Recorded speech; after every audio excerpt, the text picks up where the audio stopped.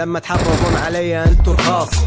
الغى اشتراك وحركاتنا ذاله ما حتبين انك قدوة راح تتعرض لانتقاص. هذا الفرق لما تكون منافس جوا اللعبة ما حد تلاقي رحمة مني، لانها بالنسبة لك صعبة فانت تحاول تذكر اسمي وتجيب المليون، لانك عارف انه اسمي حيجيب الرقم مضمون. فكرة صارت انه تبث اشاعات، حاول تكتب بحياتك او تكسر سماعات. انت تدري خشمك اللي تحطه بمواضيعي راح يوصلك النهاية ويدخلك بمعاناة بلا سبب شخصي. انتو استخدمت العدوان لكن ردي كان سكوتي وبمثابة عنفوان. انا الملك راكب بي ام مو مثل اللي راكب كيح، صعب تتقارن عزيزي لانه الفرق شتان. هذا لامثالك وانا بامثالك بر من اسم الجاري، درب اللي نسيت تكسب ولا عندي تامر ما حيكذب بالورا يكون، لانه لو كلامك صح ما عاش بدولة قانون.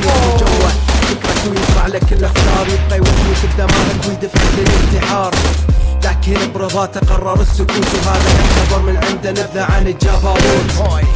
لو بتصدق ما بتجيب نصي، بعرف على هيك انت بتحكي انا ابن سوريا ماسك ببجي، شوف كم كيل بجيب خصمي.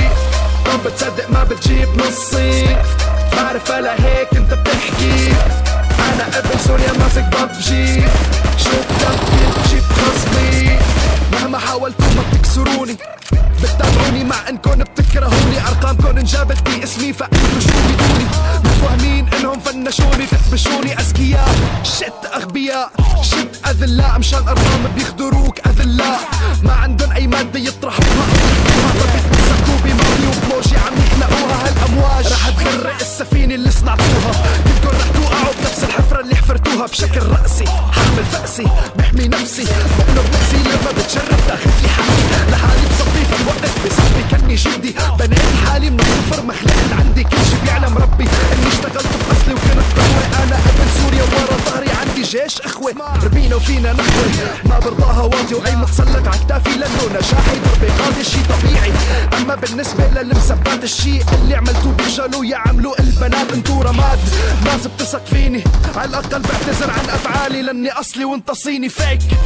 لو بتصدق ما بتجيب نصي، بعرف على هيك انت بتحكي انا ابن سوريا ماسك ببجي، شوف كم كيل بجيب خصمي.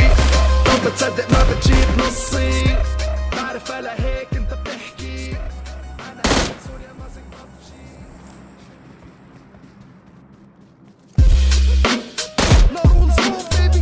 ديفي